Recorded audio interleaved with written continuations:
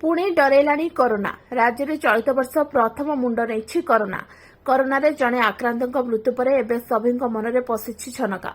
भुवनेश्वर जड़े 85 वर्षीय वृद्धांकर कोरोना मृत्यु होती। बहुविध रोग से पीड़ित रही। एणे ओडिशा रे पुणी मुंड टेकिलाणी कोरोना। रविवार पुणी 3 नुआ कोरोना आक्रांत चिन्हट होती। राज्य में एवं कोरोना आक्रांत संख्या 12 रे पहुंची सारी। तेबे जड़े कोरोना आक्रांत मृत्यु घटिता नहीं स्वास्थ्य विभाग पाखे खबर अच्छी एवं एने जांच कर जनस्वास्थ्य निर्देशक नीलकंठ मिश्र कहते। लोके भयभीत नहेबाकू परामर्श देछि स्वास्थ्य विभाग। एबे सेमिति किछि आक्रांत संख्या राज्य में बढ़िनी, तेणु भयभीत हेबार कौनसी आवश्यकता नाही बोली स्वास्थ्य विभाग कहिछि। सेबडे देशर विभिन्न जगह पुणी थरे कोरोना भाइरस मामला वृद्धि पाउछि।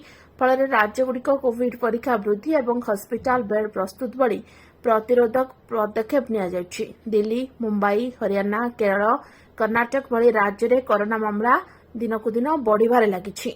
देश में वर्तमान 3375 जन सक्रिय मामला रही। गत 24 घंटे देश में 360 मामला चिन्हट हो रिपोर्ट में प्रकाश पाई। Bureau report OT live. अधिक खबर देखिए ओटी लाइव को सब्सक्राइब करंतु एवं खबर टी को अधिक शेयर करंतु।